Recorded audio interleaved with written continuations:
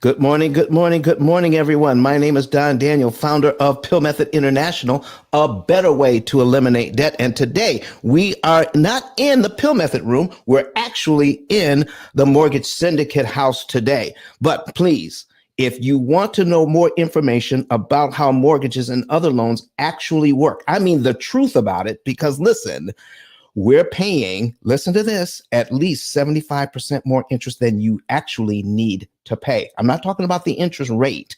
I'm talking about how much interest you actually pay on these loans only because we have not been taught how they work. And this is what this show is all about.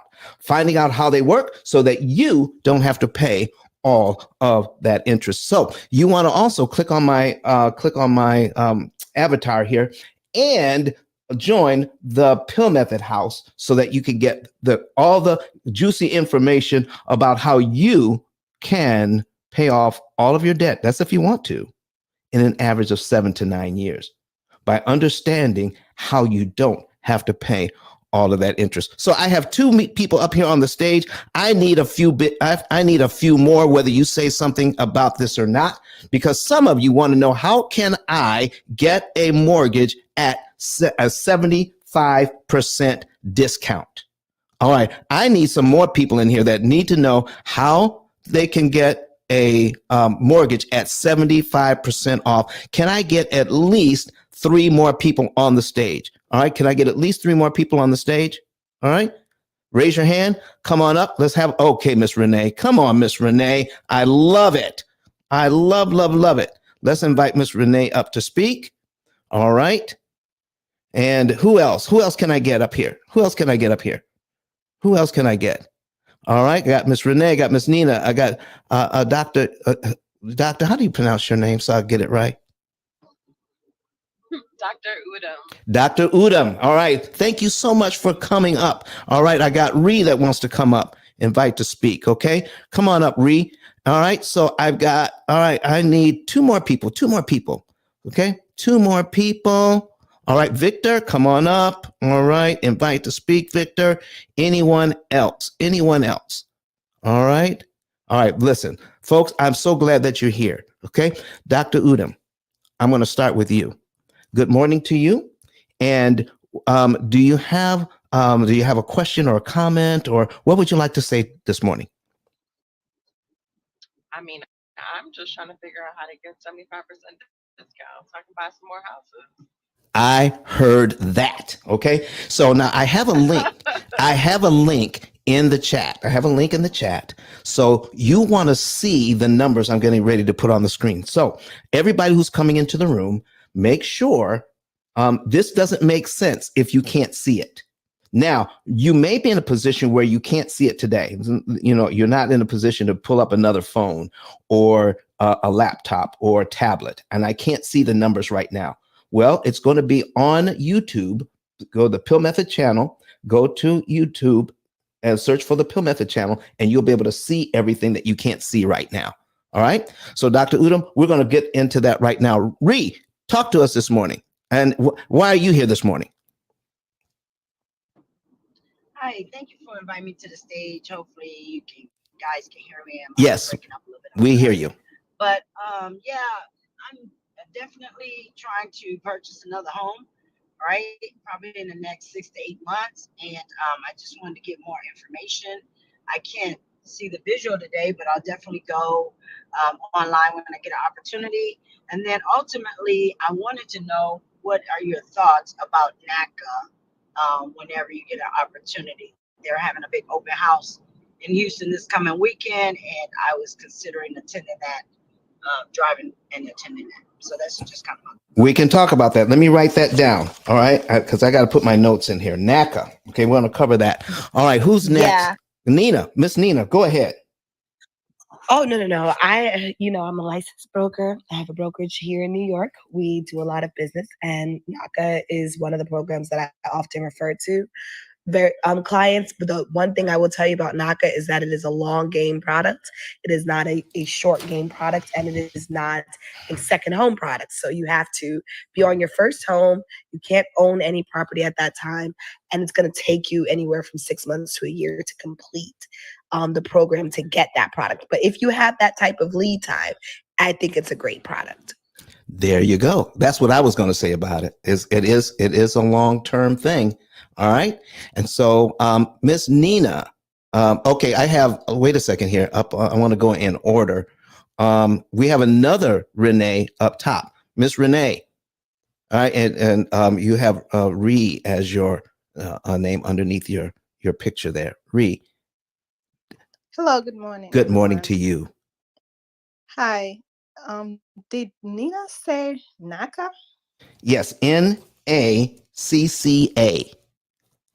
It's one C. Let me correct you. NACA. I'm sorry. NACA.com. I'm not who brought it up, but I am familiar with the product. I don't know who brought it up, but it is. So the benefits of a NACA loan are as follows. I can give you the pros and cons. I don't want to take over your room, so if you had something else to talk about, I can. Listen, wait it this out. this room cannot exist without questions. Okay, so we're going to start with what the people want to hear. Some key pros and some key cons about a NACA. Let's start off with the pros. The pros is the interest rate. NACA historically always offers refinances and mortgages that are below the usual interest rate. So if market interest rate is somewhere around 7 or 8%, NACA tends to hover around the 3-4%. The second thing is that they have a built-in down payment assistance program. So it's income based, what you pay for your down payment. And they base your affordability based upon what you're currently paying in rent. So if you are paying, you have to show 12 months of rent payments. But if you're paying, let's say $1,000, I don't know where you live in the country, I'm just throwing numbers out there. If you're paying $1,000 a month for rent for the last 12 months, in there, regardless of what your income is, they will calculate you at $1,000 per month mortgage payment as what's affordable to you. So you're guaranteed to get a mortgage payment of at least what your current rent is, if that makes sense to you, right? Which could increase the type of house the amount of house you're approved for, if that makes sense. And the third thing that's really good about them is that there's no income limit. So if you are a high income individual, while you may have to pay your own down payment, you can still lock in those lower interest rates. The only restriction for that is where you can buy. So if you're in the lower income spectrum, they don't have a place like a zip code restriction. But if you are a higher income individual, you will have a zip code restriction. The cons are it is a long-term product. They want you to financial plan, and they want you to financial plan underneath their tutelage. So it's going to take you 6 months to a year to complete all of their classes and all of their information. The second con is that you cannot access the equity of your home as long as you are in a NACA loan. Doesn't mean your home doesn't build equity. It means you can't get a HELOC. You can't do any secondary financing. None of that is allowed under NACA. You would have to refinance completely out of their program into a different product, which might mean that your interest rates change altogether and your mortgage payments would change altogether, if that makes sense, right? The third thing about NACA that is a con is if you are in the income range where they deem you, they have zip code restrictions. The goal of NACA is to empower people who are of a certain socioeconomic space to purchase and become homeowners.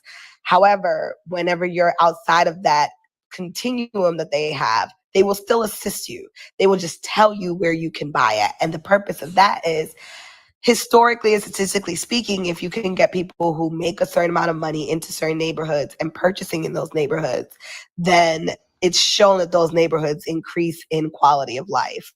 You bring your rich friends over there, right? So they will allow you to buy at a lower interest rate over there, but you can't, let's say, I know New York, I don't know other cities and towns like that, but let's say Scarsdale, which is a very sought after upscale Westchester County. place to live. If you were a high income individual, you couldn't buy in Scarsdale. But if you were a low income individual, you would be allowed to use your pre-approval in Scarsdale, if that makes sense to people. So that's another con. So length of time, the difference in whether or not you can buy or not, it's not, they do have some control over that. And the last thing would be, oh, wait, there's another pro. You can buy a multifamily using NACA. People think it's only for single family homes. You can buy a multifamily home. You just have to take some additional courses, which empowers you to start your real estate journey, not only as an owner, but as an investor. But you cannot, and I underline not, you cannot currently own property and use NACA at all. If you own a home, you will be rejected. If you own a home, a condo, a co-op, any type of ownership, you will not be allowed into the program. All right, ladies and gentlemen, any more information that we need about NACA? All right, Nina, thank you so much. Listen, adding value like that. Come on now, where have you been? Okay, I haven't seen you before. I've been here sometimes, but y'all just be going so fast. I'll be getting ready for work, y'all. You say you're like what my wife says. How come folks be on Clubhouse all day and still make money? Yeah, because I have y'all in my AirPods, and then I just, if I have to work too hard to jump in, I just don't jump in. But I'm getting ready for work right now. I got to meet a client right now. I heard that. Thank you so much for your contribution today. But please stay on the stage, and if you hear anything that you want to talk about, please do. So I have Miss D Page, who is here this morning. Miss D, how are you? Good morning. Good morning. Listen, I came into the room and it is on fire this morning. Nina really had an amazing share there on NACA. As you know, I've been doing this a long time, and she was able to shed some insight there on things I hadn't even heard of. So Nina, I super appreciate that amazing share that you just had. So I just wanted to quickly introduce myself, guys. I'm Donna Page. I'm a multidisciplinary real estate investor. Been doing this for about 30 years, and probably has sort of tiptoed through almost every aspect of real estate. But every time ICE opens up a room, I always want to come in because, I grab my pencil and paper, and there's always something that I learn about how to, leverage debt to increase our net worth and create some generational wealth. So just here to help wherever I can. Thanks so much, ICE. Thank you, Miss Nina. All right. So have we heard from Dr. Udom? Did you get a chance to elaborate on everything that you wanted to talk about this morning? Yeah, I'm just here to be a listening ear and learn as much as I can. Okay. That's it. All right. Thank you so much for being here. Victor, I see you came to the stage. Do you have a question or a comment this morning? No, I just came to support, listen. If I come up with a question, I know I'll be able to ask it at some point. But I went through this process with you maybe about 2 weeks ago or so, and fascinated, and I kind of wanted to hear it again and just go through it again. So. All right. Now, somebody asked online, is there a way to mute YouTube so we can listen on Clubhouse? It's tough. If you're using the same device. If you're using the same device, it's tough. You really want to try to use two devices. All right. If you have Clubhouse on your phone, then pull up on your computer or a secondary phone or on a tablet. You can go to YouTube and watch it. Just turn down the volume. Now, if you're on the same device, what you're going to have to do is somehow there's a way to mute the audio on YouTube. You got to click that little speaker thing and put a line through it. It's a difficult process. And to tell you the truth, Doctor, I don't know how, Dr. Ricardo, I don't know how to explain how to do that in a short period of time, because people want to jump right in to what we're talking about this morning. Okay, so thank you, Doc. Listen, come up to the stage, if you want, I appreciate you. Come up to the stage if you want. All right, and you may want to ask some questions. All right, so we'll Doc, thank you for that question. All right, he's putting a thumbs up. He says, "Don, I don't want to talk to you right now." Not true, brother. Not true. Not true, man. Just appreciate you. I want you to have as much time as possible to drop the gems you have, man. All right, so let's go ahead, folks. Let's go ahead and share the screen right now because there's some things that we absolutely need to know about how mortgages really work. All right, how mortgages really work. And I'm going to share something that I've never shared before. Every now and then, because we have a total masterclass on this. Every now and then, I share some information from the masterclass for free that I've never shared anything before. So here's what I want to ask everybody on stage. When I make a mortgage payment, can somebody break down the mortgage payment and then tell me what happens with that money? Let's say my mortgage payment is $2,000. Tell me what happens with that $2,000 once I pay it. Can somebody help me understand a mortgage payment from your point of view? I feel like I have a cheat code. I'm gonna let somebody else in. No, Nina, go ahead. So you're gonna be paying your taxes, your insurance. Depends on the type of mortgage you have, right? But Right. most mortgages include your taxes, your insurance. Sometimes it includes your homeowner's insurance as well. PMI insurance is the insurance that I'm talking about. I'm sorry. It could include your homeowner's insurance depending on the product that you have. Let's narrow it down, Miss Nita. I'm just talking about the principal and interest right now. Oh, so you're paying your interest, you're paying your principal, and you're paying your taxes typically in your mortgage payment. Okay, so it's broken down. So when we're talking about the principal and the interest, when you make your mortgage payment, let's just say we're not escrowing. All right, we're not going to escrow. We're just going to make the PI payment, the principal and interest. So what happens? Help us to understand from your point of view what happens when you pay that $2,000 in principal and interest. What happens? Like all good loans, they front load the interest payments. So depending on where you're at in your mortgage, at the beginning of your mortgage, you're paying more interest than principal. And towards the end of your mortgage, you're paying the principal. All right. So here's now I got Katura Fleming online who's watching us on YouTube. And she's saying that interest is taken out first and the remainder goes to principal. All right. How many agree with that today? Interest is taken out first and the remainder goes to principal.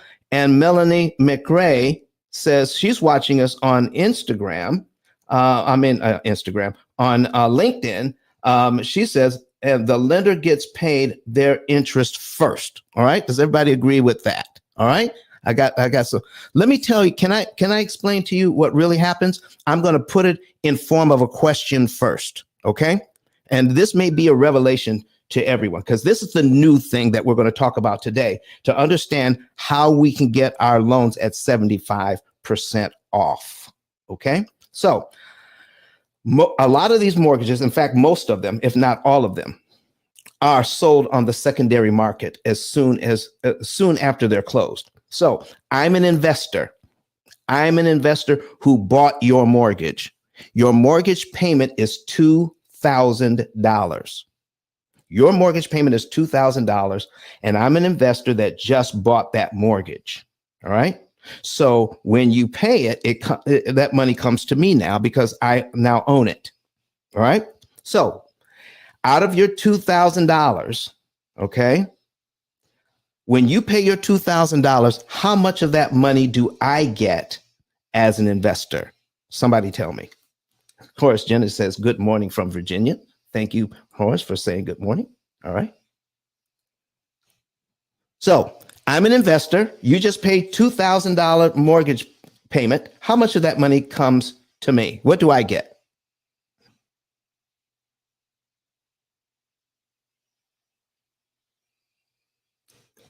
You see, when I ask it that way, it's not very easy to answer that question, is it? As an investor, guess what? I get all $2,000. I just bought your mortgage. So when you pay your mortgage, I get all $2,000. Now, does anybody want to ask, how is that? How can that be? Does anybody want to ask me how can that be? Does this make sense or not make sense?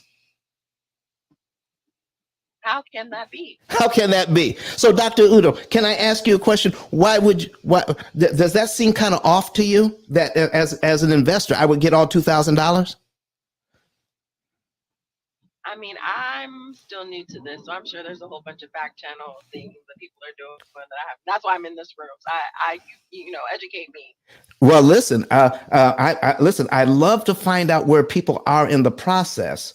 Okay, and when you say, "Here's what I thought," guess what? 99% of people that are in this room have the same thoughts.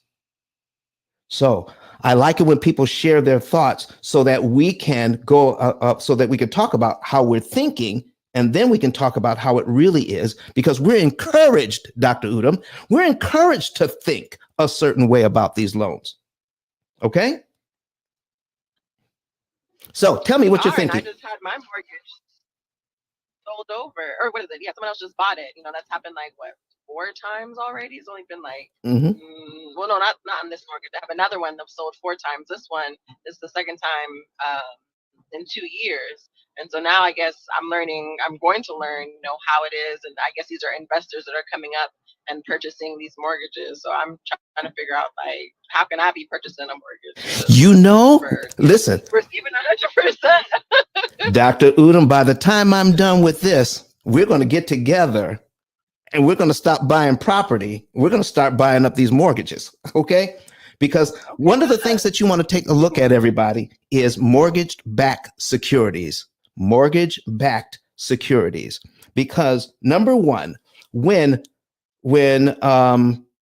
Wells Fargo or Chase or any bank, all right, sells you a mortgage, do you believe right now that Chase or Regions or any bank that has a mortgage department, do you believe they make their money off mortgage interest? Absolutely not. No, they do not. You're right. They do not make their money. Make their money off of the origination fees, and then they make the money off of selling your mortgage to a second party. Come on now. All right. That's what happens, ladies and gentlemen. The bank makes their money off the fees and then selling your mortgage at a premium to an investor. Now the investor has it. All right. And so now when you pay your mortgage, all of your money goes to the investor. All $2,000 goes to the investor. All right. So we're going to break. Nice. Go ahead. If the investor has the mortgage and you foreclose on that, then is that property the investors then? When you mean you stop paying the mortgage? Yeah. No. So they don't own the property. They're just dealing with the numbers. They're just dealing with the numbers. They own the debt. Yeah. So what happens is that, so if you've ever been through a foreclosure process, oftentimes you will see that your property they'll send you notice after notice of your property changing hands and who's servicing the loan changing hands. And that's because when they're foreclosing, because some debt they sell the bad debt to someone else who attempts to correct the debt, and then they sell it again, and then the initial holder will often foreclose because they're who holds the asset. There we go. Gotcha. So there's the debt and there's a deed, and they aren't connected. Correct. Okay. So it's debt service. They're selling the debt service. So again, when you make your mortgage payments, right, you have interest that you're paying. You have your interest and then you have your principal. The interest is going to whoever's servicing the debt, meaning collecting your payments, right? But the collateral that backs the debt doesn't necessarily change hands. Now, here's what happens, ladies and gentlemen. I need you to see this. I've got a mortgage on the screen right now. I'm going to put it on there so that everybody can see. I got to change up my change this up. Boom. All right. And we're going to add another. There we go. There it is. $350,000 at 7.5%. Listen, I'm listening to the rumblings. I keep my ear to the ground. Do you know they're already talking about interest rates going into 8%? Yeah. Now, to tell you the truth, I kind of like the higher interest rates, but that's another story. That's another show. And if everyone's asked me why I like the higher interest rates, I'll be glad to talk to you about that. But here's what happens. We're just talking about this mortgage payment is $2,447.25. Okay. Now, what happens with this mortgage is that it's broken down at $259.75 goes to principal. $2,187.50 goes to interest. But what I'm saying that the investor gets all $2,447.25. The investor gets all of that money. So how then should we look at it? If the investor is getting all of the money, how should we look at it then about how does money go to principal and how much goes to interest? It's a math problem. So somehow in our mind, we were thinking $259 actually got paid to the mortgage company to reduce how much I owe. It doesn't work like that at all. It's a math problem. And no money is exchanging hands at all, except to the investor who bought the mortgage. The exchange is from you to the investor. Now, what happens with the amortization schedule is totally separate. Totally separate. So with the amortization schedule, you are credited $259.75. But $259.75 actually didn't go to a separate place. And $2,187.50 didn't actually go to a separate place. What happens is that the math says the way that this the amortization schedule is created is from a formula. And what the formula says is that we get to charge you 360 times, because that is the contract that you sign. But each time you make a payment, a little more money gets credited to principal, a little less money gets credited to the interest each time. So on the first payment you see here, $259 goes to principal. On the second payment, $261 goes to principal. On the third payment, $263 goes to principal, and you get less and less interest until towards the end, I'm going down to $360, where $2,432.98 goes to principal and $15 goes to interest. But out of this money, the investor gets all $2,447.25 each and every time. Then, folks, if that's the case, what's really going on behind the scenes here? What we need to understand is, even though the contract says if you keep our money for 360 payments, this is how we're going to credit your principal. This is how we're going to credit interest. If you keep it if you keep that mortgage for 360 payments. But guess what? Do we have to keep it for all 360 payments? That's the question. Absolutely not. Absolutely not. Okay? Absolutely not. So what's going on here? So let's break down what happens first, and then we can get into how it all comes together where we can get our borrow money at a discount. Okay? All right. So here's what we're looking at. So I got $350,000 that I'm borrowing. I'm bringing over my calculator here. My interest rate is 7.75%. I'm sorry, 7.5%. So the number that the algorithm uses, or the formula uses, is they take 1/12 of this interest rate. So they take the interest rate and divide it by 12. Divide that by 12. And then this is the number that they're using. I take that back. 7.5. Okay, 7.5. And your interest rate as a decimal is 0.075. 0.075. That's your interest rate. Then the bank's computers take that and then divide that by 12. When they divide that by 12, here's what you get: 0.00625. This is the number that the bank uses every single month. You have their money. Okay? Every single month you have their money. And what it really is, is a promise to pay. A promise to pay. You signed a note that says, I will pay you back with interest, this much interest, for as long as I have this note. All right. So we're going to take that 0.00625 and then multiply that by the $350,000 and times 350,000. Okay.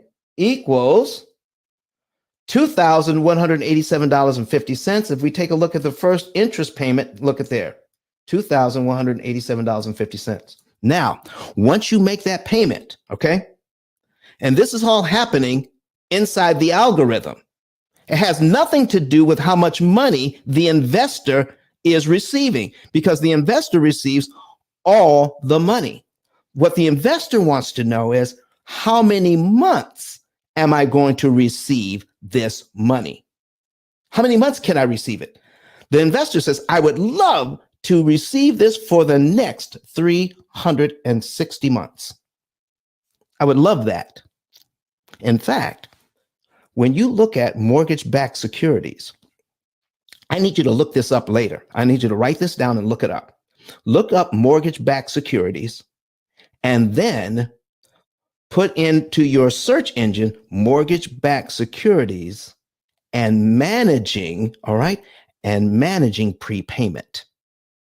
I need you to look at the number of articles that pop up when you see mortgage-backed securities. These are people that buy our mortgages for investment purposes, and then all of the math that they go through to figure out how much money they're going to lose along the way due to prepayment. These people who buy these mortgages, they are very, very afraid of prepayment. They're more afraid of prepayment than they are of default. They're more afraid of prepaying this mortgage instead of you defaulting. Now, can somebody tell me why they believe that to be true? Because they make the bulk of their profits on this interest up front, that preloaded the interest that's on those first several payments are, I mean, we're looking at this multiples of the principal buy down. So this is really, really enlightening. Okay, so here's what's happening. Go ahead, Miss Nina. Go ahead. Sorry, I was gonna say, because they have to pay you back when you do a prepayment, because they've collected interest that they had not yet actually accrued. So now when you prepay, they owe you money, which is why oftentimes you will see a prepayment penalty included in your mortgage to discourage you from paying it back before a certain time period so that they won't have to return your money. Miss Nina, would you do me a favor and write down prepayment penalties? Because once I get through with this, it takes some time to get through with this demonstration, but let's bring up prepayment penalties once it's all done. Can somebody help us to do that? Miss Nina, can we do that? Okay. I'll put it in the chat for you. All right, great. So here's the thing, ladies and gentlemen. Statistically, most of you will pay your mortgage every single month. Statistically, you're going to pay that mortgage. Statistically, very few people will default. If you look at all the mortgages that were ever done, and they look at that, So they're in a system where, listen, it's almost a sure thing that most of you are going to pay your mortgages. That's why I invest in mortgage-backed securities. Listen, if it was a 50-50 proposition, do you think they could sell these mortgage-backed securities? Yeah, maybe they'll pay and maybe they won't.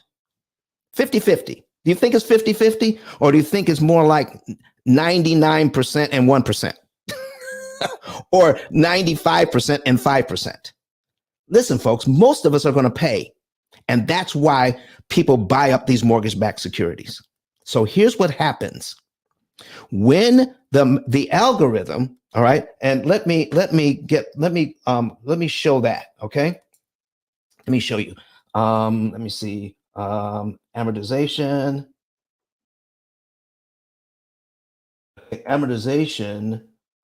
formula. There it is. Amortization formula. Boom. Okay, I'm putting that. Here's the formula. Okay, this formula is really a step down formula.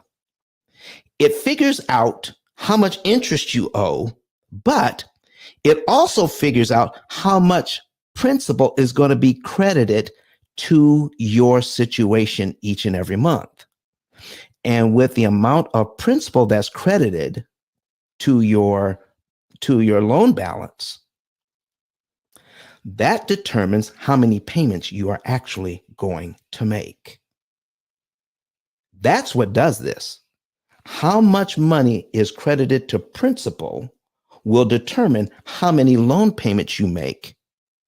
Then it makes it attractive for investors to say, how many months am I going to get this $2,447.25? Because I get it all. I don't get just the interest. I get it all. The interest calculation just makes sure that when I get all of this money, and now $259.75 is now credited to the principal pay down of the loan. Now I'm making money. I'm still making the same amount of money, ladies and gentlemen, but here's the thing. The interest is now based on $349,740.25. So they're going to take that money. They're going to take their little calculator out again. They're going to take the 0.075 divided by 12 again, divided by 12.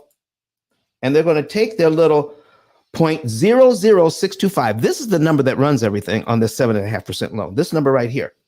0.00625. And then now they're going to multiply it by the 349,740.25.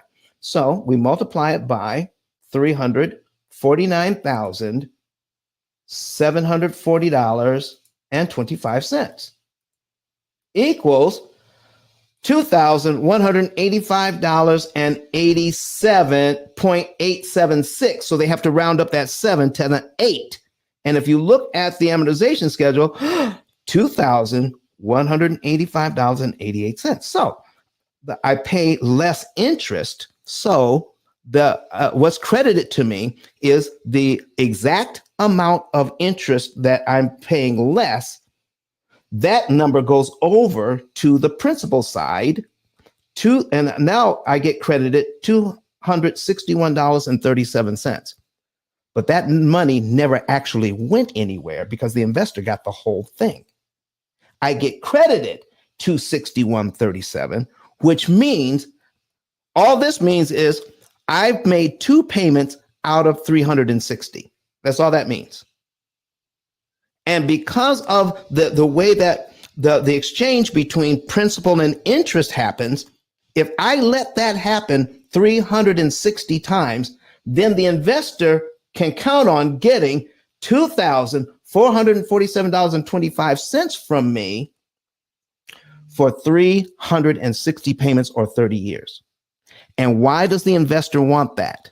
Because by the time it's done, they will receive total interest paid on this loan, $531,000 in interest on a $350,000 $150,000 investment totaling $881,000. So why wouldn't people, if most people are going to pay, why wouldn't people invest in mortgage-backed securities if most people are going to pay? Yeah, most people pay. And this is what I'm going to get as a return on my money. I get to call it 7.5%. But when it comes right down to it, I'm going to receive 151% of the money borrowed. 151.717% is what I, as an investor, I'm going to be able to receive as a as a reward for buying up this paper. So listen, folks, here's what we can do about that. If we take a look at how the loan breaks down, if we know we're not really receiving $259, we're not really receiving that. We just get credited that. Can everybody agree with that? Yes or no? Can everybody agree that we're not actually receiving $259? We're not receiving that, but we get credited that, and it's treated as potential equity. All right, we can agree with that. Great. All right. So now, what if now this is paying back the bank the way they want the investor, the way that the investor wants to be paid back. So this system was all set up. The first amortized mortgage was in 1936. The first amortized mortgage was done in 1936. It was a 20-year loan. It was done by the government. But they also had investors lined up because the government did not want to be in the mortgage industry. They had to pull us out of the Great Depression. So they had these investors lined up and says, listen, we got these things, 20-year loans. And you're going to be able to get this money for the next 20 years. And when you read the history on this, there were two things that they were concerned about. Default. They were concerned about default because it was a depression. Okay. And they were concerned about, can I get my long-term interest payments? Listen, I got a whole thing on this. I've already done a history on this. But go back through P.I.L.L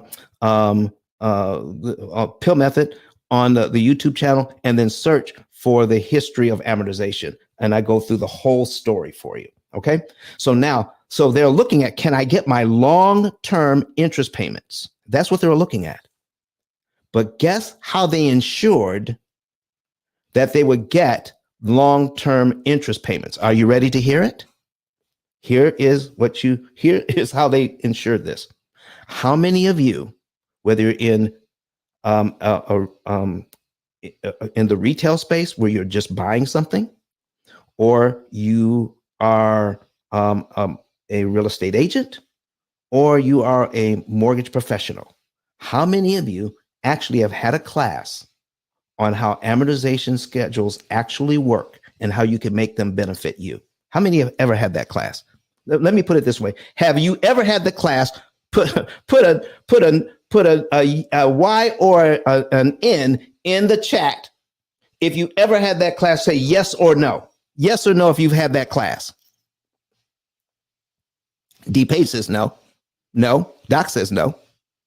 So do you realize, if you stop to think about it, ladies and gentlemen, we have a system set up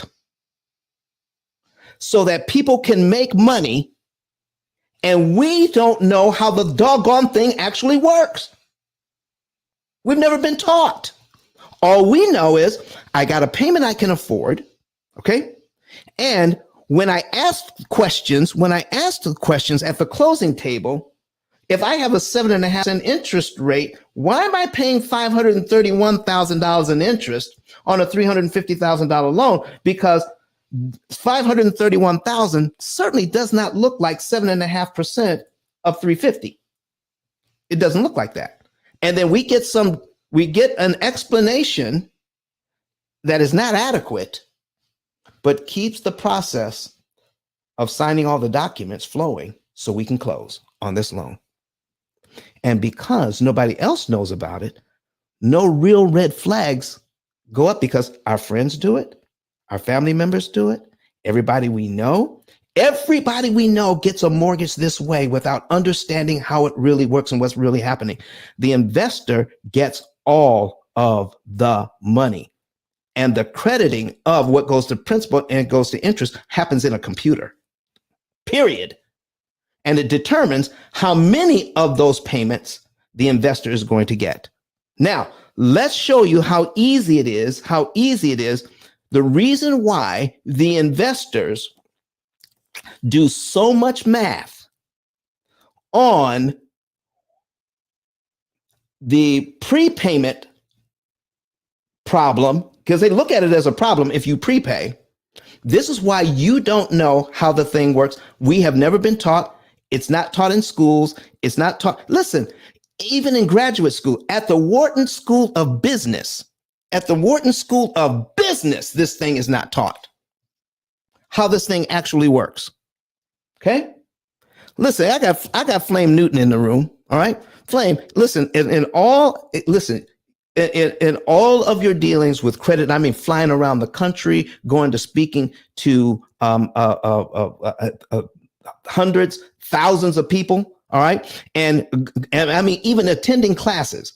Has anybody in any of those venues ever broken down how an amortization schedule actually works and how the bank makes their money through interest? Have they ever broken that down? Actually, they have. And it was broken down by a guy named, oh, let me read this. I got it in my notes. It was a guy named Don Daniels. He's going to talk about it. Don Daniels, that's what his name was. You need to stop. Okay. But folks, here's what we're talking about today. So I'm going to show you why this is not taught. All right. From the investor point of view, so that your mortgage will look inviting to an investor. Okay. I'm going to break down what I call micro interest charges. All right. Are you ready? Here we go. Now, when I make this mortgage payment, let's say I make this mortgage payment that I got on the screen. I make that in January. All right. I make it in January. But I can see if I follow this program, if I follow the bank's program and pay according to their timing, my next principal payment will be $261.37. That's what I'm going to pay in February. All right. And the interest that I'm going to pay, I'm thinking of it as money I pay, not money I get credited. Okay. I'm thinking about money that I pay instead of money that I get credited. So I got $2,185.88 that I pay to interest. Okay. Now here's the thing, ladies and gentlemen. This thing is all laid out for 360 payments, and I could follow it if I choose to. But there's $261.37. Do I have to wait till February to give that to the bank? If I make my first payment in January, do I have to wait till February to give the bank $261.37? Yes or no? No. No, I do not. If I have it, Miss Nina, can I give it to them early? Absolutely. It's called a prepayment, ladies and gentlemen, and it's written right into your contract. You have the right to prepay. But guess what? There's nothing in that contract that says we have to teach you what prepayment will actually do for you. Okay? We don't have to teach you that. So here's what happens. If I pay, so now I get credited $259.71 to 75, and then in the same month, I'm going to get credited $261.37. That's going to get subtracted from what I owe. And so now in the month of January, this is what shows. I owe $349,478.88. So now what they have to do is they're going to charge me interest on the $349,478, not the $349,740. So we take our 0.075 divided by 12 again. Now we have 0.00625, and now they're going to multiply it by my new principal amount because I gave them a principal, what's called a principal prepayment. And in your documents, It says every single dollar that you give prepaid goes, all of it is applied to the balance you owe. All of that money, every single dime of that money goes to the balance you owe. So now, without and no money, none of that money goes to interest. All right. So it's 349, 748. So we're going to multiply it by the new number of 349,478.88 equals 22,184.24. Look, it's the interest on line 3. So I went from payment number 1 down to payment number 3. What happened to payment number 2, everybody? What happened to payment number 2? What happened to that? You see, for the investor, they're looking at 360 payments, monthly payments. And in those monthly payments, oh my goodness, in those monthly payments, I get $2,447.25, 360 times. That's what I'm looking forward to because I'm the investor that bought your loan. I get $2,447.25 because that's the payment. But what you did, consumer, you paid $261.37 ahead of time. Doggone ya. And you skipped one of my payments. Huh. I don't get that now. So the amount of money that just got reduced of the interest that I'm looking for is a whole $2,185.88 because I'm counting on a 360-month payment program. And you just turned it into 359 payments because you decided to pay $261.37 early. Folks, is this beginning to make sense? These are what I call the micro interest costs, because the micro interest costs are the most expensive. Now, you think micro, you would think least. No, micro means drilling down deep into the situation where you make every single mortgage payment for 360 months. Victor is here. All right. I see you. I see you, Victor. All right. I see you, Art Score, who's watching us on YouTube. If you are watching us, if you're here in Clubhouse, here's what you do, ladies and gentlemen. I need you to go to, I'm going to copy the link. All right. Copy the link so that you can watch this on YouTube as well. At the same time, you're listening to us here on Clubhouse. I'm putting that back in. There you go. All right. Now, I'm going to stop right here. And because I don't want to overload people with this information, I got more. But are there any questions or any comments about what we've gone over so far? Questions or comments? From the audience, come up to the stage. From the people who are on the stage already, question or comments about what we just went over. Does it make sense? If this makes sense, okay. Oh, hey, come on, Doc, come to me. Question or comments about what we just turn the volume down on your computer, Doc. Done. Yes. Quick question. So you could always pay several of those payments. Nothing says you can only pay one. You could actually pay several, correct? Well, yes, I guess you could, Doc. You talk about the principal payments. Exactly. I'm talking about the principal. I could right. pay several of those if I chose to, if I had the capital, right? You most certainly could. So, Doc, what would happen? What would happen if we made our mortgage payment in January? Okay, took a look at and now that we understand what's really going on, the investor gets all of the money. All right, but they get all of the money only if I keep this schedule. What if I take a look at this and I say, well, what about the principal payment on line 2, 3, and 4. That's a little over $700, Doc. A little over $700, right? What would happen to the interest payments on line 2, 3, and 4? What would happen? I would be paying a greater amount of principal and a lower amount of interest subsequently. Right.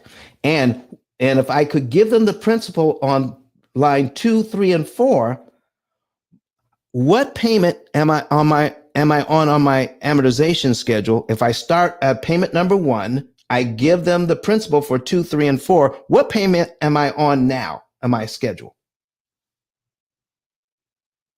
I think it's payment 5. Exactly. Do you see now, ladies and gentlemen, why real estate investors, why people who invest in mortgage-backed securities, you just removed 4 payments they were looking at receiving. Oh, no, I'm sorry. 3 payments that they were looking at receiving. You just removed that by prepaying this money. Do you see why we don't know how this works? Because this idea of buying the mortgage paper from the banks has to always look attractive to the investors. And if you knew that such a small amount of money could eliminate 1 payment and all of this doggone interest, if you knew that, you would be doing something about it. So Doc, you're looking at this thing. I need you to take a look at cumulative principal and cumulative interest for me. That's column 3 and column 4. All right. Can you work with me here? Yes, sir. Okay. So in one year, all right, how much? I'm going to stop saying pay. I'm going to start using the word credited. Okay, for this particular class, how much money gets credited to principal in 1 year?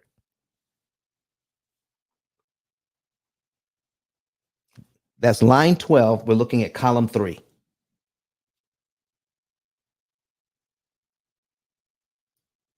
And if you're talking, we can't hear you, Doc. Well, I'm trying to total up. No. Look at column 3. That's cumulative principal. We're totaling it up. This totals it up for you. 26,000. No. That's cumulative interest. That's column 4. Oh yeah. Okay. At 3,000. It looks like $3,226. Exactly. So here's what happens with this loan, ladies and gentlemen. This is why the investors love it. I get all of that money. I get all the money. I get the whole payment every single month for 12 months. But you only get to credit $3,226 to the payoff of the loan. How much money have I received already in interest? If I look at the total amount, I'm going to get over and above what you borrowed. How much interest now is credited to the interest column in 12 months, Doc? Cumulative interest. Looks like $26,140. So, Doc, why aren't we buying mortgage-backed securities? Why aren't we in the lending business? Why is everybody trying to buy houses? Because they're wasting our time with trigonometry and calculus, when in fact it should be this stuff, man. Listen, ladies and gentlemen. So if I own this, that means you guys are going to pay me, and I'm going to be able to get this money for a long time because only $3,226.41 was deducted from how much you owe. So that means many more times I get to charge you the whole thing. It has to do with the number of times you have to pay the $2,447.25. That's what this is all about. This is all it's about. How many times you have to pay this?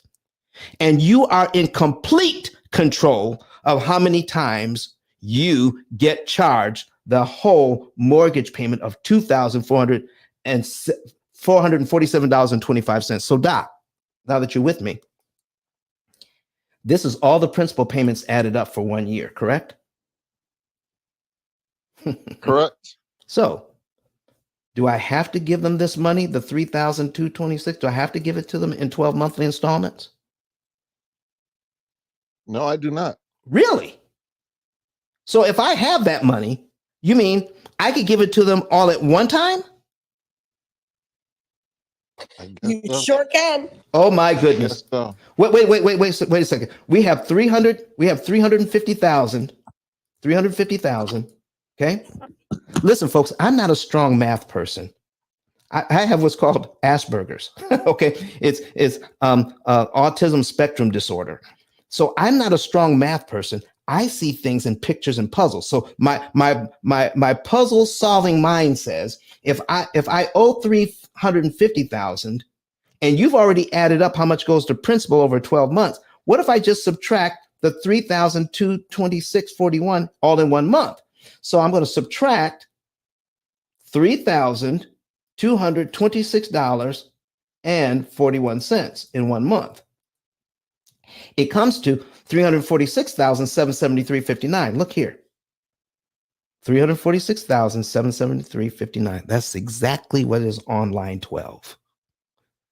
So I can let the investor charge me my whole mortgage payment for 12 months so I can get credited 3,226.41 after 12 months, which means now I have to pay them for 29 more years, or I can give them this money up front and let's see what happens. So now if I'm at payment number 1 and I give them this money up front, I'm paid down to here.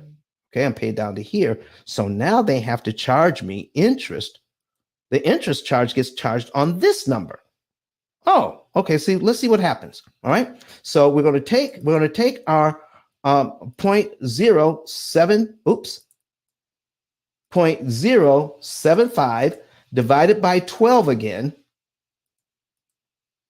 And I get my 0.00625. And now I have to multiply it by the 346,773.59 because that's what the computer sees. Okay. You can't charge me on any of these other ones because the computer never saw these numbers. It only saw this one. Okay. So now it's charged me that 346,773.59 equals $2,167.33. Oh, isn't that the interest cost on line 13?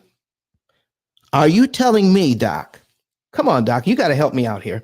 Are you telling me if I gave the bank that money on line 1, I just knocked off a whole year's worth of payments and that investor can't charge me now? That's amazing. Are you seeing why we're not getting this information up front? Are you seeing why we don't understand what's going on behind the scenes? We're being had, brother. We're being took. Listen. Do you see this amortization schedule? Now, this amortization schedule is from Brett Whistle, B-R-E-T. Somebody put it in the chat for me. B-R-E-T is his first name. Last name Whistle, W-H-I-S-S-E-L. BrettWhistle.net. This is a teaching tool that I use. And the reason why I use this is because when you get an amortization schedule from the bank, you only get 3 columns. You get principal, you get interest, and you get principal balance. That's all you get. But you don't get cumulative principal. You don't get cumulative interest because we're not supposed to be checking on how much interest is actually being paid on these things. So the whole algorithm is set up so that you will pay a certain number of payments, but the investor is going to get their money. Do you want to see? You know, I can prove this. Does anybody want to see the proof on it? All right, put a number 9 in the chat as Flame would say. Put a number 9 in the chat if you want me to prove it to you that no matter what you do here, the investor's going to get their money. All right, put a number 9 in the chat. All right. All right. So now, this is a 30-year loan. Okay. This is a 30-year loan. We're going to duplicate this tab, and let me do this. I don't want a 30-year loan. I'm going to go in, and I'm going to have not 360 payments. All right. I want to have 300 payments. Do you realize that's now a 25-year mortgage, correct? 25-year mortgage. 25-year mortgage. And calculate. Now my payment is a little bit less. All right. Now, what is the first interest payment on the 30-year mortgage, Doc? What's the first interest payment on the 30-year mortgage?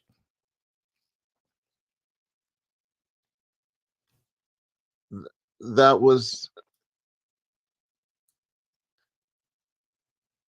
wait, ask that question one more time. What is the first interest payment on the 30-year mortgage? That was $2,187.50. Now I'm switching out. Now I'm switching over to the 25-year mortgage. Okay. I'm switching over to the 25-year mortgage. And it's going to take some time to switch over for you. Okay. But what is the first interest payment on the 25-year mortgage?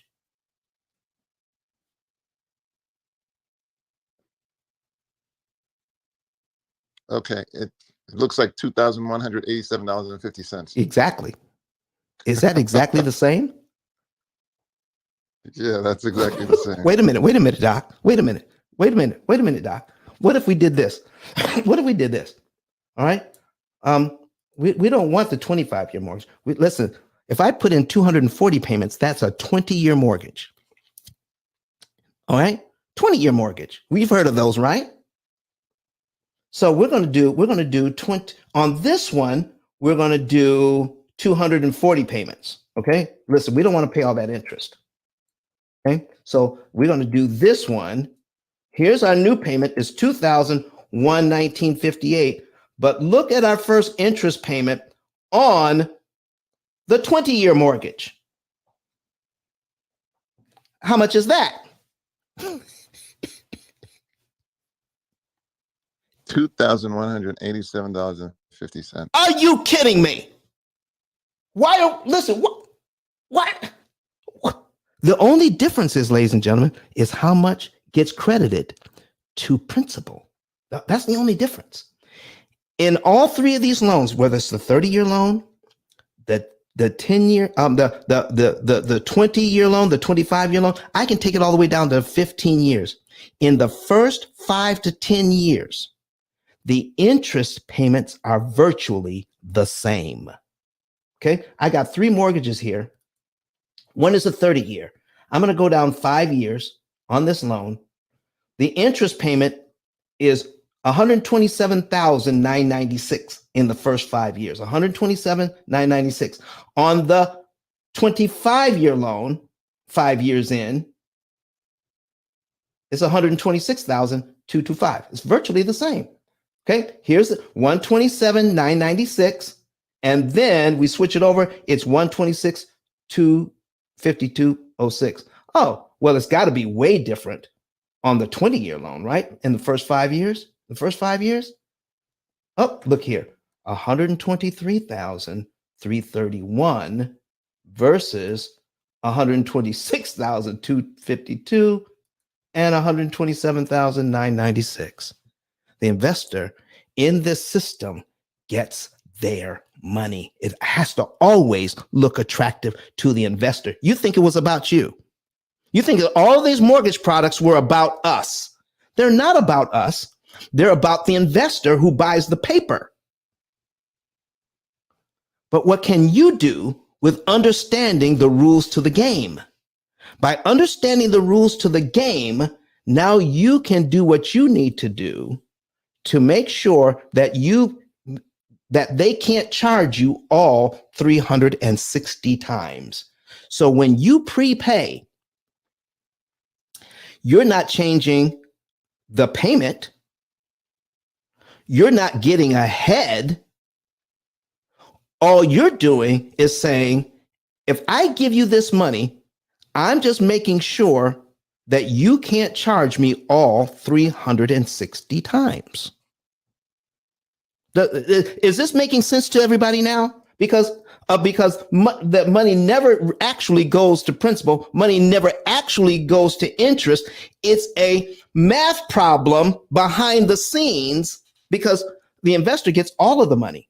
The investors just said, listen, they just cut the time down that I can get this money. It's not 30 years anymore.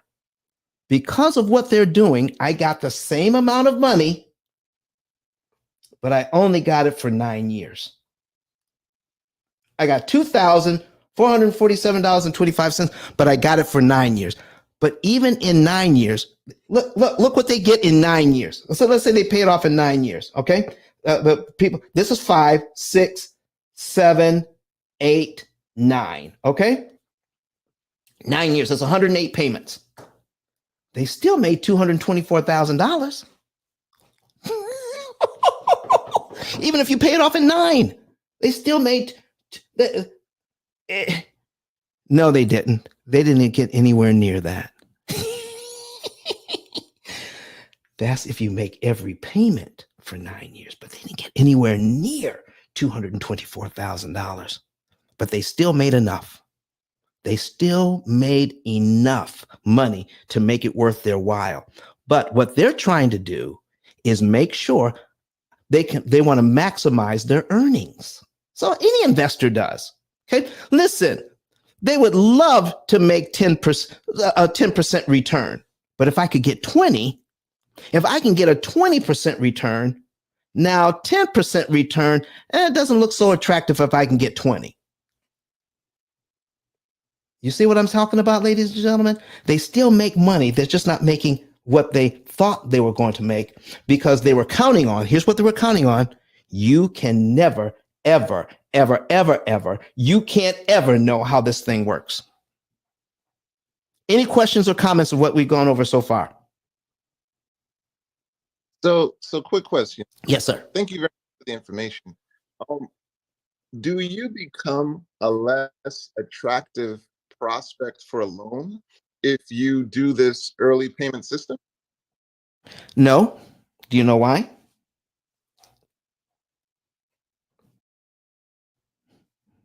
I guess if anything, it just shows that you are aggressive about paying your loan back, and maybe there's some insurance that protects or something like that. No, because let's say you did business with Chase Bank. Okay, you did business with Chase Bank. Are you less attractive to Chase Bank because you paid your loan off faster? Probably not. No, because they don't depend on your interest, do they? They sold your loan. No, they don't. No. So you're not less attractive to Chase Bank. In fact, if you like a lot of my clients who pay their house off in like 6 or 7 or 8 years, they're all done. What they do is they go out and get another house and put a renter in that first house. So are you less attractive to Chase or more attractive? I think more attractive. Flame, you had something to say, my brother. Yeah, because when I was listening to him talk, and I'm gonna tell you where I had confusion at is the point of when you're saying less attractive to the bank, right? To me, I'm looking at it like you've already got the loan. The loan, you already got that. So you can't look less attractive to them if you've already received it. Now, I can understand it clearer if you were saying if they knew that I was getting ready to do this before they gave me the loan, then I can say that. But if they already gave you the loan already, it don't matter how they look at you. You already got the loan at that point. Come on, my brother. Listen, ladies and gentlemen. So how much information, listen, have you gotten a lot of, first of all, if you got a lot of information today, put a fire emoji in the chat. Put a fire emoji in the chat if you got a lot of information today that you didn't get before. Okay. All right. So is the bank giving you this information? Is the bank giving you this information? They could. The owners of the bank could. They could give you this information, but they're not. So are you required to tell them how you're going to treat their loan before you get it? No. To be clear, I Come on. was saying, let's say I did this with Chase once. I presume it would piss off the investor, and so, I mean, would there be any fear? So would it be harder to sell the loans if Chase Bank knows, well, this is a person who tends to pay their loan out faster? That's what I was thinking, but clearly that's not the case. Well, Doc, that is something to think about, though. Nina, we're going to get you in here because I saw you come off mic. So, Doc, here's what they're talking about. When you have a mortgage-backed security, they know how many loans are in there. It's not just one loan. The investor is buying tens of loans or hundreds of loans or even thousands of loans in that mortgage-backed security. You see what I'm saying? And 90% of them. Okay. Now let me put it to you this way. 9 out of 10 people you know will never pay off a mortgage. How many people that you know who have a mortgage that actually paid it off? It'll be less than 10% of the people you know. I mean, you should start counting. Count it up. So, Doc, if we're in a system where over 90% of us are going to fail at what we intended to do, that means pay off this mortgage, and you pay off yours, is that really going to piss me off? No, sir. Do you see where we're going with this, ladies and gentlemen? Man, is this good stuff or what? Flame, what do you got to say about all this, man? No, it's the way that you break it down, that you make it easier to comprehend to other people. And I think with them having this much information, now the decision making could be absolutely better. I mean, there ain't no denying. Like, I don't think there isn't could be any person in this room that could talk about what they learned or if they didn't learn, but how this can impact their life and how it can change the trajectory of what goes on in their household. So definitely, man, keep going up. Hard work, flowers while you're here. Appreciate the knowledge and appreciate the hard work in which you deliver. Listen, Flame, thank you so very much. So listen, folks, we just went over each time you make a payment. Those are called that's the micro interest charges. The micro interest charges are the most expensive, meaning this: you're going to make every single one of these payments. Okay, we're going to drill down deep and if we look at it at a microscope, I want you to make every single payment for 360 payments. So as we take a look at it, all right, I want to make 531,000. That would be the end all be all. If I bought this, I could make $531,000 on my investment. Okay, that's the end all be all. All right, but I don't get all $531,000 up front. I get to add that to what I'm getting over time. So in the first year of the $531,000 I'm looking for, I've already received $26,000. If we look at the micro interest charges, I get $26,000 in the first year, okay, that I get to count towards. I get to credit towards the amount of interest I'm looking for. In year 2, I get to credit $52,000 towards that. You see what I mean? In year 3, now I get to credit $77,650 towards my goal of making $500,000 on your loan. So the longer you're in the loan, the more money I get to credit towards that $531,000 if I'm the investor. But when you start prepaying, you could start removing large chunks. Here's Doc. Here's what I'm looking for. So how much can I credit in the first year? Couture Fleming says, good stuff, brother, online. All right. Okay. We'll put that on the screen.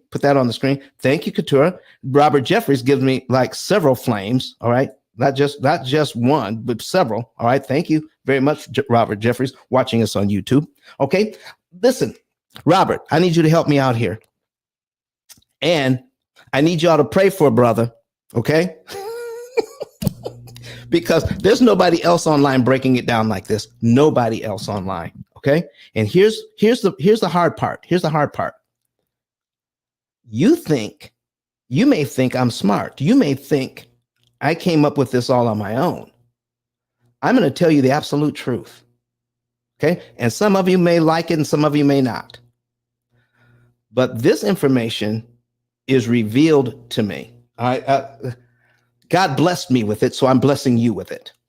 Because there's no reason for me to know what I know about this. Nobody taught me. Where did it come from? It's just how my brain is wired. He gave it to me.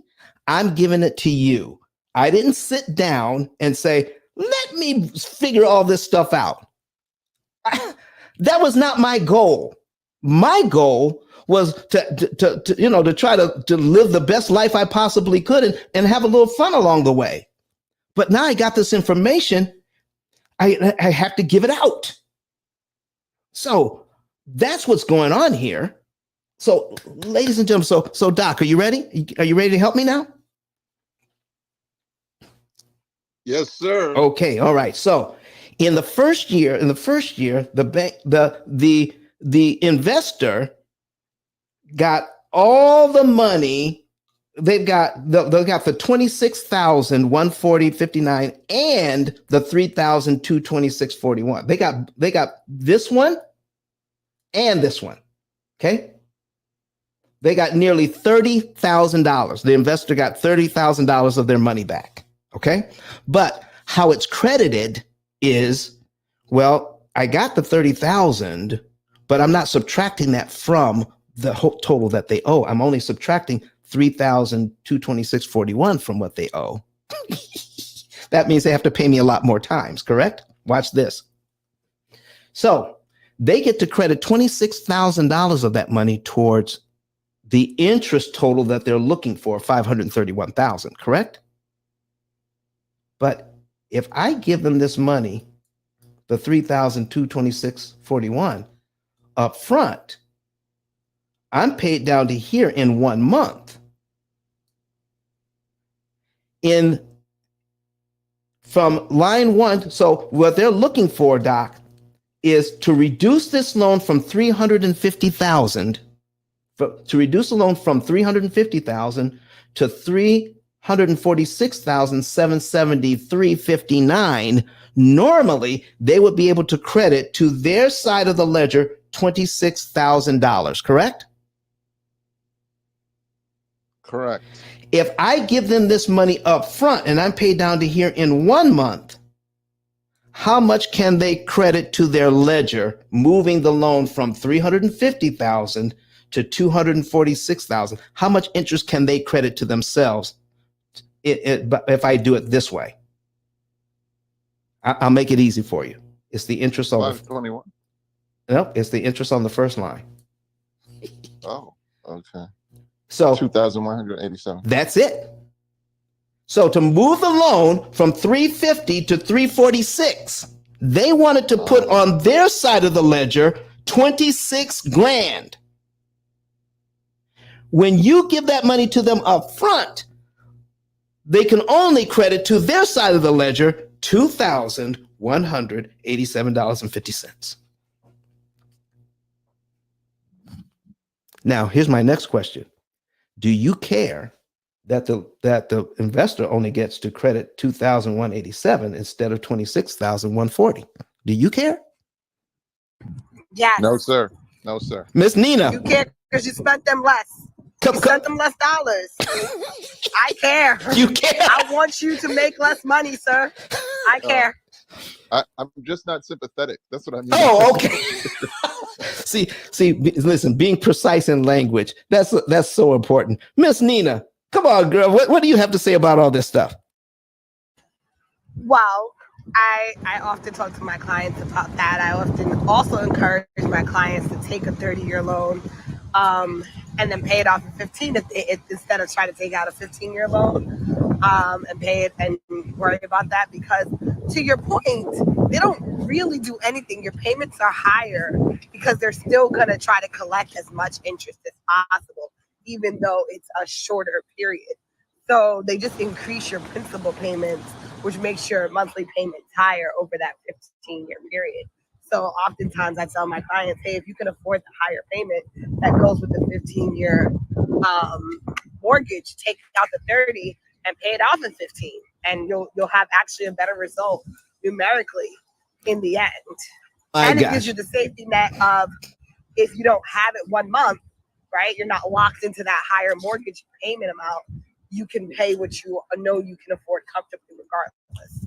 Ladies and gentlemen, let me show you what Ms. Nina just talked about. Here's my 30-year payment here, okay? My 30-year payment is $2,447.25. We're going to put in, right next door, we're going to put in 180 payments. Okay, this is what she's talking about, 180 payments.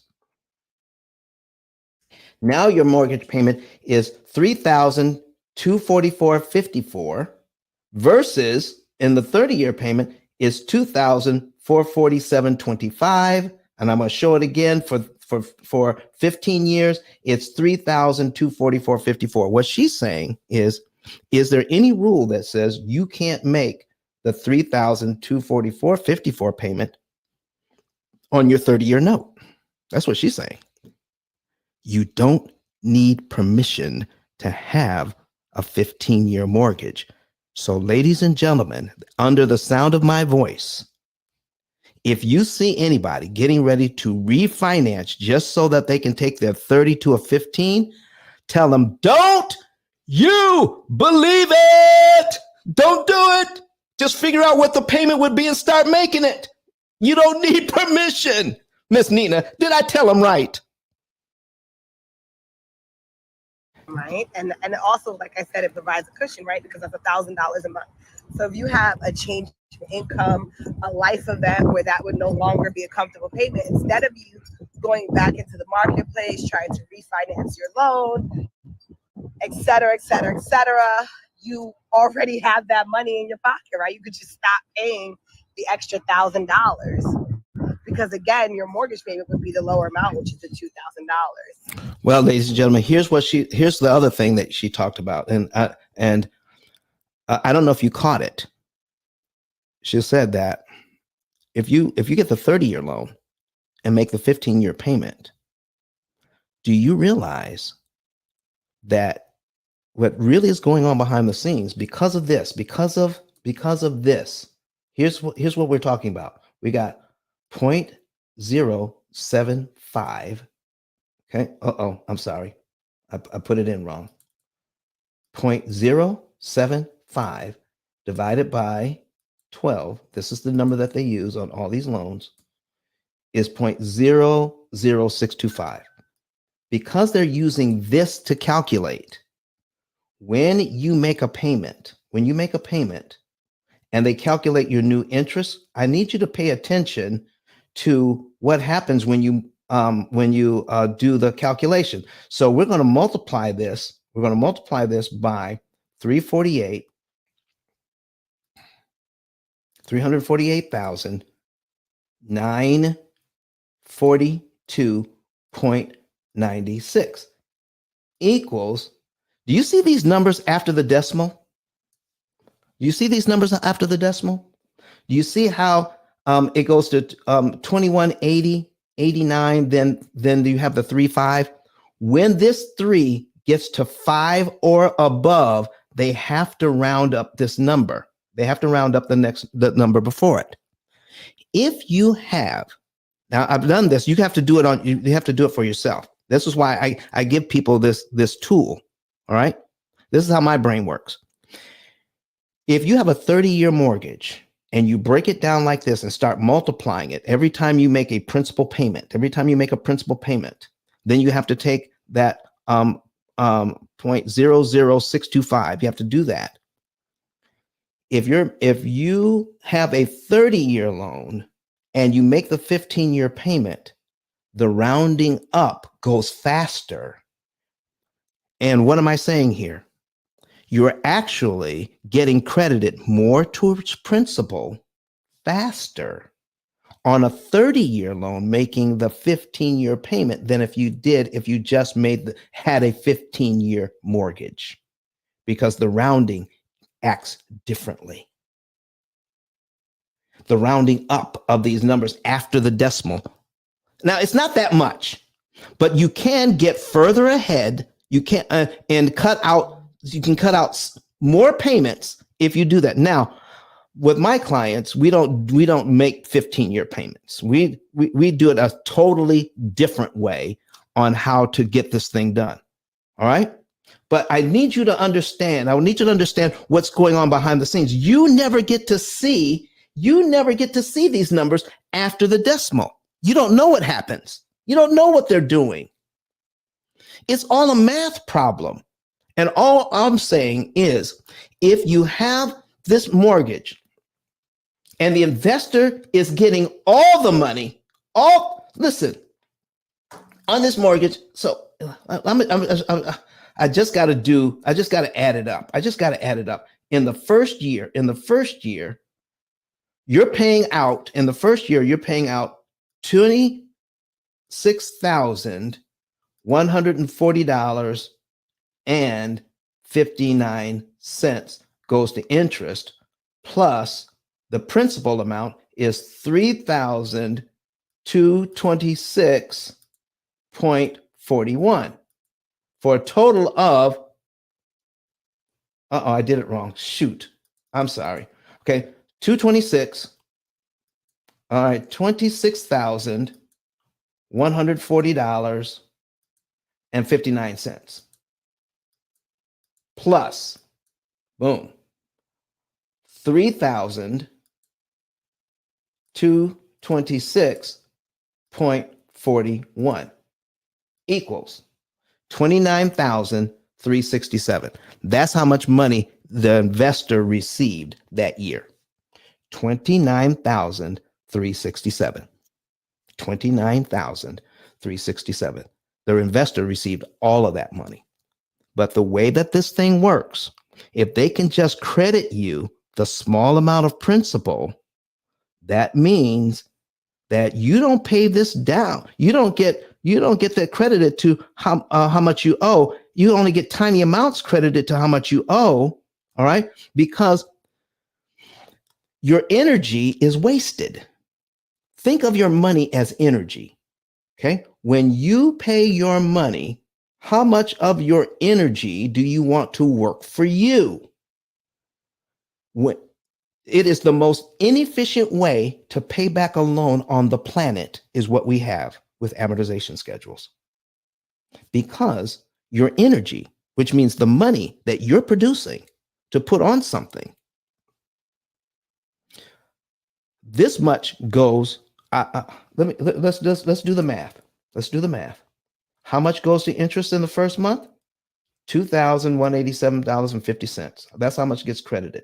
Okay. So we're going to take that number, 2,187.5. 2,187.5. All right. And we're going to divide it by the total mortgage payment.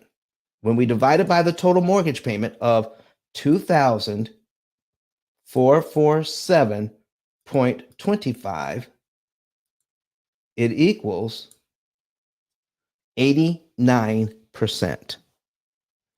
When you make a payment, 89% gets credited to interest, and only 11% gets credited towards principal. So 11% of your money gets credited towards principal. That means that they just reduce what you owe by just a little bit. And then you have more payments to make to get this payment, to get the payment down to get it down to zero. So where else? Listen, I'm taking myself all the way back to Michigan, all the way back to Howland Street, where I grew up. Okay, where my mother had 4 kids, raising them on her own, and in the wintertime. All right, and I left the door open. Okay. What did she tell? What can you hear it? Can you hear that? Can you hear the music? Stop letting that heat up on my. You said what you say? What you say, girl? You better stop letting that heat up on my house. I'm not Probably followed by you don't pay no bills here. exactly. I'm not trying to heat up outdoors. Listen, we are in a situation where we're not being shown and not being taught, where 90% of our effort is going up in smoke. It's like heating up the outside. Lord have mercy. Can you imagine of every dollar you put into your gas tank, only 11 cents went to actual gas and 89 cents went to gas tax. So you're out of every dollar, only 11 cents is going into your tank. Do you know it would cost you $200 or $300 to fill up your tank that way? Ladies and gentlemen, if we wouldn't stand for that for gas, why are we standing for this when it comes to our mortgages? So when I take a look at these are the micro payments. Let's take a look at the macro payments. Okay. The macro payments are these. If I can prepay this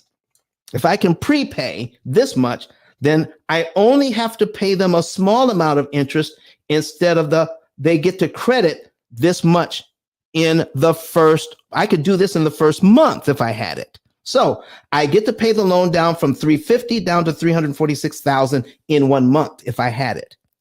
Let's just say it takes me 3 or 4 months to build up my cash supply again. So I'm going to make the next 3 payments while I'm waiting to build up my cash again. I make the next 3 payments on time, just like the bank wants me to. And then I give them another $3,000 and knock off another year. Does this make sense to you? Because what I have, can you picture a ladder with 360 rungs on it?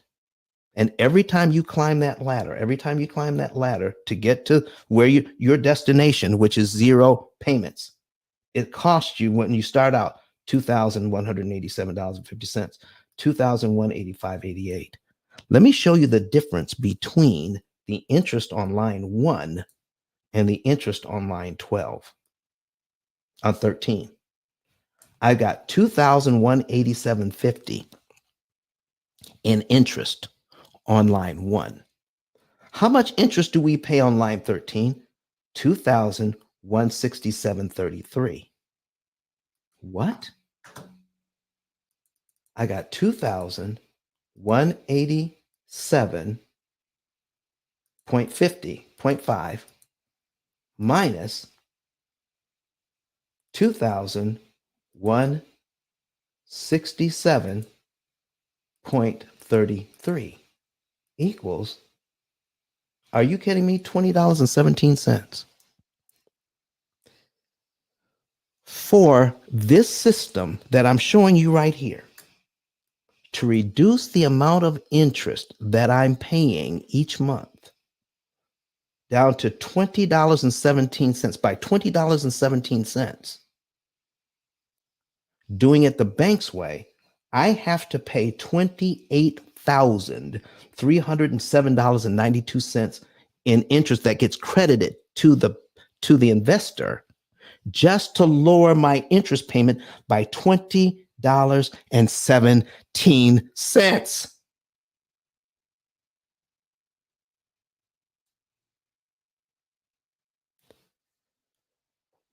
I think that's a crying shame that we don't know this.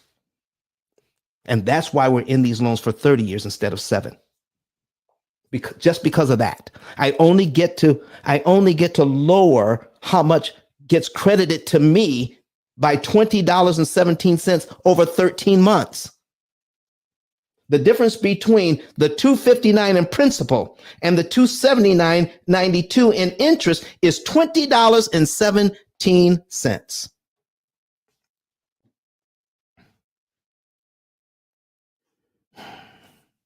Anybody else got anything to say about this? All right. D Page had to go. She said, thanks for the information. We appreciate D. Does anybody else have anything to say about this today?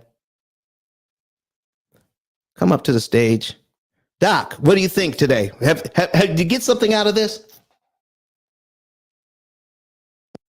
Absolutely, man. If this is what you do for free, man, what do you do for your clients? Listen, I'm glad you asked.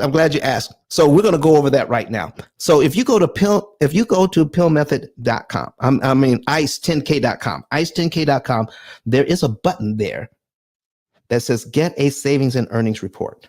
If you would like to know how we have what's called an opportunity cost calculator that takes all of your finances and all of the debt that you have, and it comes up with suggestions on how much money to move, what month to move it in, what day of the month to do it on, and which loan to attack. It's like financial GPS. If you want to know exactly what's going on, you can save the maximum amount of interest per dollar that you have to work with. I mean, you can increase the amount of interest that you are eliminating from this loan. That way, more money gets credited to principal, less money gets credited to interest. Therefore, you eliminate these loans in 7 to 9 years instead of 30 years to never. So you're not minimizing your monthly payment. You're just minimizing the number of times you have to make it. And if you want to know that, go to ice10k.com and click on that button that says get a savings and earnings report, and you can get that for free. So once you get that information, so once you submit that, then what's going to happen is my team is going to contact you and verify your numbers. Once those numbers are verified, then we will send you the savings and earnings report for free. If you want to know how to implement that and use our system to get there, then that's how you become one of our clients. Not only do you get superior coaching, but you get the only opportunity cost calculator in the world from us that does all of this math in just a few seconds and tells you exactly what to do. And there's no better way to get to the best loan possible. Well, the second best loan possible. You know what the best loan is, Doc? Where you pay no interest. That's the best loan, where you pay no interest. All your money goes to principal. The second best loan is this, and we offer this. The second best loan is the loan that you can get where you pay the least amount of interest that's mathematically possible for you. That's our goal. Not how fast to pay off the loan, but how cheap. With the P.I.L.L method, this is the cheapest way to pay off a loan by far. Nothing on the planet compares. Nothing. Any other thing you do, you're going to pay way more interest than you need to because we don't understand how it works. What do you say, Doc? That sounds amazing, man. All right. We got Credit Ninja on the stage. Credit Ninja, how are you doing? I'm good. Good morning. Happy Sunday to you. Yeah, I love these conversations. I'm always about getting a discount. You know what? The people that really build out their networks and have some knowledge, they would never pay full price, right? Right. And I love these conversations right here. And I'm here to support. Just having my coffee. Been up since 3 a.m. I'm still jet lagged from Europe. So there we go. Thank you very much for that, Credit Ninja. Terrence, I like it, Lynn. Listen, Good morning. Good morning, Terrence. Why did you come to the stage this morning, Mr. Terrence Boykin? Sunday, just listening to this, thinking about my clients. Once I see how your system works for me, cannot wait to implement this. make it an option during our buyer seminars and our investor seminars. Wait a minute. Wait a 'Cause I minute. really see this for my Wait a minute. You said you're waiting to see how this program works for you. What do you mean? What do you mean how it works for you? once I start getting results, because I am making payment plans right now to So are you purchase the saying you're a service. Pill Method client? Yes, I am. And are you satisfied with what you're receiving so far? Yes, sir. Just the breakdown that you gave me on the amount of interest that I can save, um, and be able to now use that to buy my next investment property was amazing. So, Doc, that's what we provide. We give you a whole system. I mean, you think this was a lot, okay? And most people think this is a lot. What we give out here is a lot, but we're just beginning to scratch the surface. Our clients come in and they get way more value than I could have time to give out on this show. Even over 260 shows, even though we've given out a lot of information, our clients get way more value than this. So that's the answer to your question, Doc. You get more value.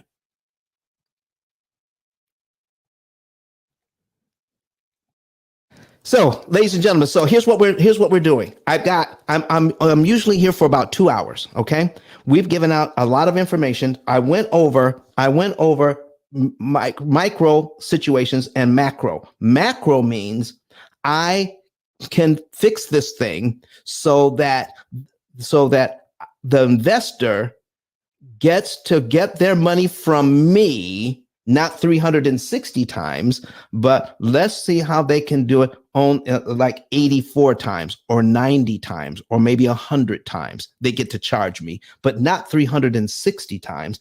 And all because we manipulate this part of the equation, the principal payment. So when people say, Don, why do you want to pay extra on your loan? Okay, listen to this, ladies and gentlemen. You're not paying extra. You're paying what you owe. One more time. You're not paying extra. You're paying what you owe, but you're paying it in a way that benefits you instead of the investor. Because the principal that gets credited, see, that's how much I owe, $350,000. Okay. Now, as long as I have that $350,000 and it's not credited to zero, I got to pay interest on that every single month. So I want to get it to zero as soon as I can so that I can stop paying the extra money that goes to interest. So I want to make my payment more efficient. I want more of I don't want 11% of my money going to get credited to principal. I want 90 and 88% and 87% of my money being credited to principal. That way, a lot less gets credited to the interest side of the ledger. Does that make sense? So I'm giving back what I owe. I'm not paying extra. I'm just giving back the $350,000 so that I don't have to give them $500,000 for the privilege. I don't want to pay them $531,000. I want to pay them a lot less than that. And by the time I'm done with it, ladies and gentlemen, by the time I'm done with this, okay, 531,000. Okay. By the time I'm done with this, I want to pay them about $150,000 instead of the 531,000. Do you know what that means? That means a lot of money that they didn't receive so that you can have the same asset. You pay back the 350, but with only 150,000 in interest instead of the $531,000 in interest. Everybody else on the block is going to be paying that $500,000 in interest. Well, if you don't have to pay it, then could you then invest that money, the rest of that money, into your own family instead of giving it to the investors that bought your loan from Chase, from Wells Fargo? Would you rather put $350,000 into building wealth for you instead of building wealth for somebody else? You tell me. Go to ice10k.com, ice10k.com, and get a savings and earnings report today. Get it, fill it out today. Fill it out today. And if you heard some information that you dearly, dearly love today, did you know you can become a Pill Method affiliate and help me help others to watch the Pill Method videos? Go to the YouTube channel, go to YouTube and become a what is it? Not register. What is it called? I forgot already. Okay, what it's called. You want to join the Pill Method team. All right. Go ahead and subscribe. That's the word I'm looking for. Subscribe to our YouTube channel. And go to ice10k.com and you can become an affiliate of the Pill Method. Okay? By sharing the videos, and then finding people who you can refer to us. We're going to show you how to do all of that. We will pay you for getting people to watch our videos. How would you like to make between $300,000 and $3,000 a month? Just encouraging someone who wants to do better about their loans to watch these videos that we put up for free. And we'll pay you to do that between $300,000 and $3,000 a month. How would you like that? All right. Go to ice10k.com, and sign up to become an affiliate. It's absolutely free and it takes about 15 seconds. Okay. ice10k.com, the link at the top. Okay. The link at the top. And become an affiliate. All right. And also, let me put this on the screen. All right. That way people who are watching can look at this. All right. I see some people coming in now. All right. ice10k.com. All right. There it is. ice10k.com. And you go here and click on that little button to become an affiliate. It takes this long. I need the name. I need a phone number. I need an email address, and just tell me how you want to get paid. Cash App, Zelle, Venmo, or PayPal. That's it. There's nothing to pay. Okay. All right. To become an affiliate. And I give out the instructions all the time online. We also have trainings.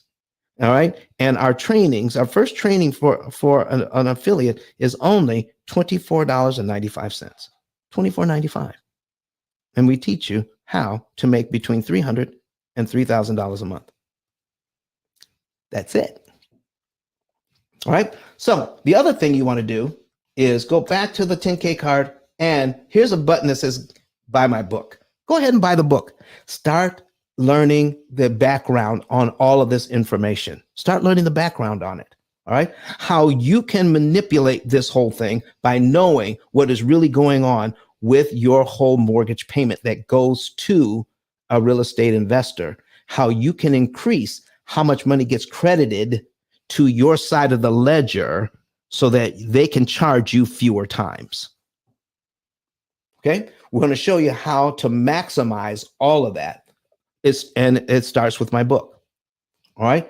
And then, so remember, get a savings and earnings report.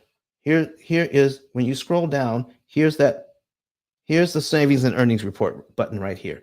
Get your savings and earnings report. Start filling it out. Oh, somebody just sent one in. Thank you very much for sending it in. I appreciate you for that. All right. So fill this out. There it is. Boom. That's step one. All the instructions are here.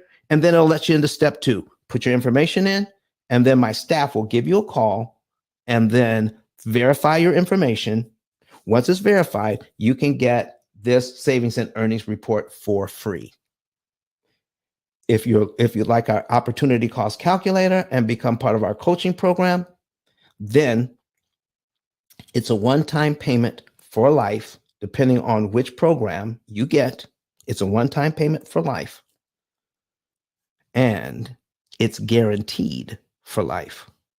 What does that mean?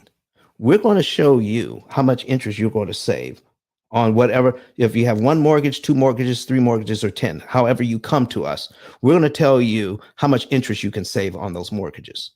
All right. And when it makes sense for you to cash out refi, if you're an investor or if you're a home buyer, when you could actually be done with all of your debt. We guarantee those numbers. And if we don't meet those numbers and you following our program, we give you all of your money back. It's the only lifetime guarantee on the planet. Well, how can it be a lifetime guarantee if I have a 30-year mortgage and your program says I can pay it off in 8.7 years? How's that a lifetime? Well, what if you buy another home? I got to guarantee that one too. And then on the third one, I got to guarantee that one too. On the fourth one, on the fifth one, however many homes you have or whatever you buy after that, you run it through this program, I will guarantee those results as long as you're using the program for life. If the program ever fails, we give it to you in writing. Even if you're paying off your 10th home and the program goes haywire and we can't fix it, all of your money back, even though you've already saved millions of dollars in interest you don't have to pay. This program will always be there for you. We promise. And we give it to you in writing. And we have other people in the audience that are P.I.L.L method clients. All right. And they'll tell you the same thing. They're actually getting more value than what they paid for. It's amazing. It's amazing what you can learn about this. I'm going to finish up here now, folks. I have just a couple of minutes left. And so what I'm going to do now is share with you what E.T., the hip hop preacher, has to say about this program. And I'm going to say goodbye to you. And then we're going to come back here on Wednesday with more valuable information. I have to let everybody go online in 2 hours. But for everybody here in Clubhouse, I'm going to be back so that we can maybe continue the conversation. All right.